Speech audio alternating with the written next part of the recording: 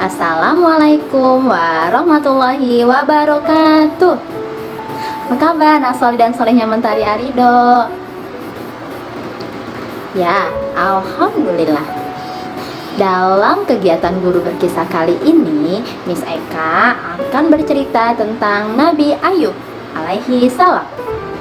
Semoga anak-anak Mentari Arido dapat mengambil hikmahnya dengan baik dari cerita yang akan disampaikan.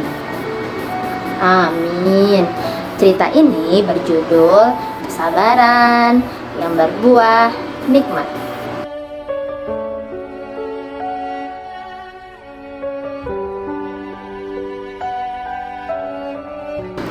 Teman-teman, sudah pernah mendengar belum kisah tentang Nabi Ayub alaihissalam? Ternyata ada yang sudah dan ada yang belum.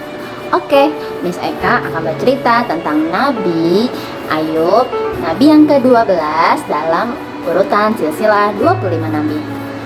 Coba, siapa yang masih ingat lagu 25 Nabi? Yuk kita nyanyikan bersama-sama.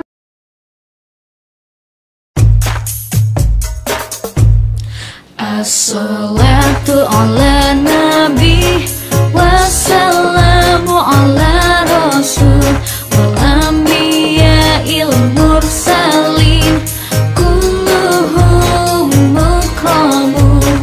Salawat ke atas nabi, sejahtera ke atas rasul, nabi-nabi yang diutuskan, mereka semua adalah mulia. Adam, Idris, Nuh, Hud, Saleh, Ibrahim, Lut, Ismail, Ishak, Yakub, Yusuf, Ayub, Syuaib, Musa, Harun, Zulkifli, Daud, Sulaiman, Ilyas, Ilyasa, Yunus, Zakaria, Yahya, Isa, wal akhiru khatimul anbiya Muhammad al-Mustafa. Nah, di lagu tersebut benar kan? Nabi Ayub adalah Nabi yang ke-12. Oke. Kisah Nabi Ayub disebutkan di dalam Al-Quran sebanyak 4 kali. Salah satunya ada di Al-Quran, surat Shad ayat 41 yang berbunyi, A'udzu billahi minasyaitonir rajim. Bismillahirrahmanirrahim. Wadhkur abdana ayyuba idnada rabbahu anni massaniya syaitanu binusbi wa adzab. Dan ingatlah akan hamba kami Ayub ketika ia menyeru Tuhannya, sesungguhnya aku diganggu syaitan dengan kepayahan dan siksaan. Teman-teman, Nabi Ayub adalah anak dari Is bin Ishaq bin Ibrahim alaihi salam. Ya, benar sekali. Beliau ternyata salah satu keturunannya Nabi Ibrahim. Abul Anbiya, bapak para nabi. Masya Allah. Nabi Ayub tinggal di daerah bernama Haran di wilayah Syam bersama istri dan anak-anaknya. Kalian tahu tidak? Ternyata Nabi Ayub itu adalah orang yang sangat kaya raya di negerinya. Beliau memiliki lahan pertanian yang sangat luas dan hewan ternak yang sangat banyak. Nabi Ayub selalu mempergunakan hartanya untuk kebaikan.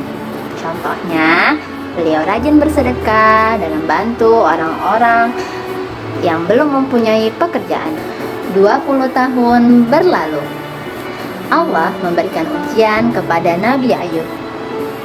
Pertama-tama, ujian yang diberikan Allah, hewan, ternak, dan tanamannya mati semua, terkena hama penyakit, dan tidak ada satupun yang tersisa. Meski begitu, Nabi Ayub tetap merasa bersyukur dan lebih semangat lagi beribadah kepada Allah. Masya Allah. Ujian selanjutnya lebih berat, teman-teman. Anak Nabi Ayub yang berjumlah 12 orang semuanya meninggal dunia. Coba kita bayangkan dan rasakan bagaimana sedihnya seorang ayah yang 12 anaknya meninggal. Pasti sedih sekali. Namun Masya Allahnya Nabi Ayub, dia tetap bersyukur dan terus bersyukur dan menambah keimanannya kepada Allah. Ternyata cobaan Nabi Ayub belum selesai sampai di situ saja. Pada suatu hari berikutnya, ketika beliau bangun tidur, ternyata seluruh tubuhnya dipenuhi oleh luka yang tidak sedap dipandang mata dan bau sekali. Namun Nabi Ayub tetap bersyukur kepada Allah dan pasrahkan ujian yang menimpanya saat ini. Hari demi hari pun berlalu dan penyakit Nabi Ayub semakin parah, sehingga orang-orang di sekitarnya mulai menjauhinya. Sampai salah satu dari mereka berkata, "Wahai Ayub, pergilah kamu dan istrimu dari negeri ini." Tak lama kemudian Nabi Ayub dan istrinya pergi meninggalkan negeri Haran dan tinggal di suatu tempat yang jauh dari pemukiman penduduk. 18 tahun berlalu. Usia Nabi Ayub bertambah lanjut dan mulai kesulitan untuk beraktivitas. Selain karena usia yang sudah bertambah lanjut, juga karena penyakitnya yang tak kunjung sembuh.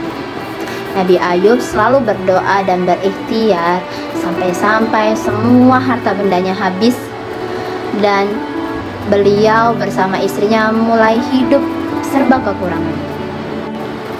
Hari demi hari semakin parah penyakit Nabi Ayub dan membuatnya semakin sulit untuk beribadah kepada Allah. Dan Nabi Ayub pun berdoa kepada Allah, "Wahai Allah yang maha pengasih lagi maha penyayang, selama ini ketika Engkau memberi ujian kepadaku, aku coba sabar menerima ujian ini. Namun ketika ujian ini menjadikan aku sulit untuk beribadah kepadamu, tolong ya Allah, angkatlah penyakit ini dari tubuhku. Amin." Itulah doa Nabi Ayub pada Allah. Setelah berdoa kepada Allah, seketika itu pula terdengar suara dari langit seperti yang tersebut dalam Al-Quran surat Shad ayat 42 yang berbunyi, "A'udzubillahi minasyaitonirrajim. Bismillahirrahmanirrahim. Urqud birijlik hadza mughtasalun baridun wa syarab." Allah berfirman, "Hantamkanlah kakimu, inilah air yang sejuk untuk mandi dan untuk minum." Saat mendengar suara itu, Nabi Ayub turun dari ranjangnya, lalu kemudian beliau menghentakkan kakinya ke tanah. Lalu muncullah air dari bawah telapak kakinya, dan seketika itu pula beliau menjadikan air itu untuk minum dan mandi. Alhamdulillah, tak lama setelah beliau membasuhkan air itu ke seluruh tubuhnya, Allah izinkan semua penyakit yang ada di tubuh Nabi Ayub itu pun sembuh dan hilang. Masya Allah. Keesokan harinya, berita tentang kesembuhan Nabi Ayub sampai ke telinga orang-orang. Mereka pun beramai-ramai pergi ke rumah Nabi Ayub sambil membawa berbagai macam hadiah untuk Nabi Ayub dan istrinya. Selanjutnya, Allah memberikan kekayaan 2 kali lipat dibandingkan hartanya yang sebelumnya. Selain itu, Allah mengaruniakan istri Nabi Ayub. Kemudian istri Nabi Ayub hamil anak kembar beberapa kali. Masya Allah, Allah gantikan anaknya yang berjumlah 12 yang wafat ketika itu dengan keturunan yang salih dan salihah. Alhamdulillah. Semua yang Allah berikan adalah hadiah dari kesabaran Nabi Ayub dan istrinya dalam menghadapi ujian. Hal tersebut terdapat dalam surat Shad ayat 43 yang berbunyi, "A'udzubillahi minasyaitonirrajim. Bismillahirrahmanirrahim. Wa wahabna lahu ahlahu wa mithlahum ma'ahum rahmatan minna wa dzikra liulil albab, yang artinya, dan kami anugerahi dia dengan mengumpulkan kembali keluarganya, dan kami tambahkan kepada mereka sebanyak mereka pula sebagai rahmat dari kami dan pelajaran bagi orang-orang yang berfikir. Alhamdulillah. Demikianlah akhir kisah Nabi Ayub yang diberikan ujian yang bertubi-tubi dari Allah Subhanahu wa Ta'ala. Teman-teman, hikmah apa sih yang bisa kita ambil dari kisah Nabi Ayub ini? Ya, betul. Yang pertama, kita harus selalu bersabar dan bersyukur ketika ditimpa ujian. Seperti Nabi Ayub, dia selalu berusaha bersabar dan bersyukur di setiap ujian yang ia terima dari Allah, sampai akhirnya Allah memberikan hadiah yang sangat indah pada akhir ujian tersebut ketika dia sudah lulus. Jadi teman-teman, kita harus mengikuti langkah Nabi Ayub dengan bersabar, ya. Seperti sekarang ini kita sedang diuji sama Allah dengan wabah COVID-19. Semoga teman-teman tetap bersabar, bersyukur, karena dibalik semua ujian ini pasti akan ada hikmah yang sangat besar yang sedang Allah siapkan untuk kita. Terima kasih sudah mendengarkan. Wabillahi taufiq wal hidayah. Wassalamualaikum warahmatullahi wabarakatuh.